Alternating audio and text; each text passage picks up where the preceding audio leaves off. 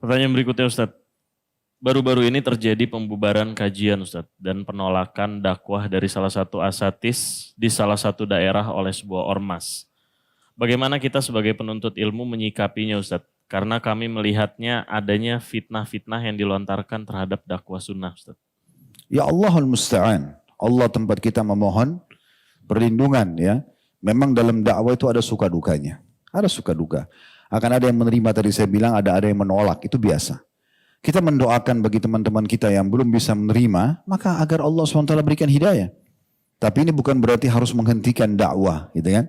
Mungkin karena mereka belum mengetahui, gitu kan? Alhamdulillah, selama ini semua teman-teman dakwah sunnah, dakwah salaf ini, kalaupun ceramah jelas, pakai mikrofon, pengeras suara di media, tidak ada yang disembunyikan.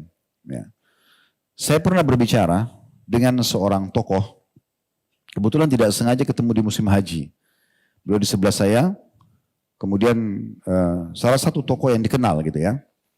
Kemudian beliau mengatakan setelah salaman nama saya, habis sholat subuh lalu dia bilang, kenapa Ustadz Khalid teman-teman salafi atau teman-teman sunnah ini suka sekali menyalah-nyalahkan ibadah kami. Dan seterusnya dia sebutkanlah beberapa syubhat-syubhat yang disampaikan, tapi intinya merasa terganggu dengan dakwah ini.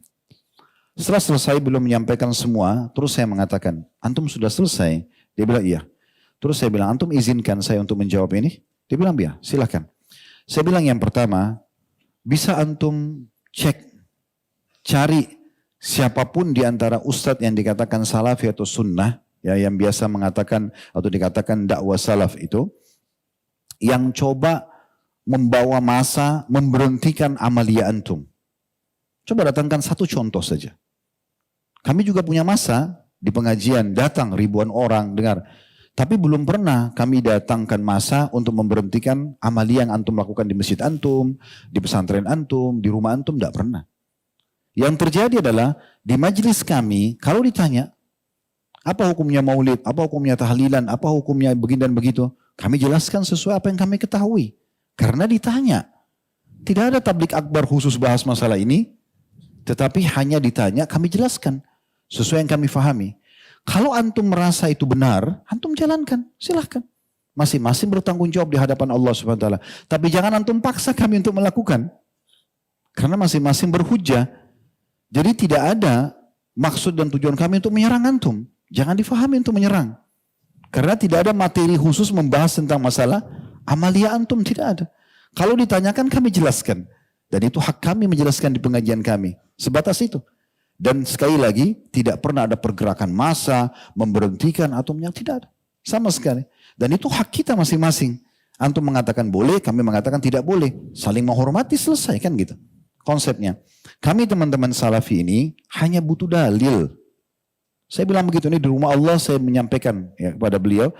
Kami cuma butuh dalil. Ada dalil, antum akan temukan kami berada di saf pertama mengerjakan perbuatan tersebut. Apa saja, ini dalilnya, ini hadisnya, ini ayat Al-Qur'annya, ini perkataan sahabat. Kami langsung melakukan itu. Insya Allah kami yang pertama melakukannya. Tapi kalau tidak ada dalil, antum akan temukan kami paling jauh. Sebatas itu.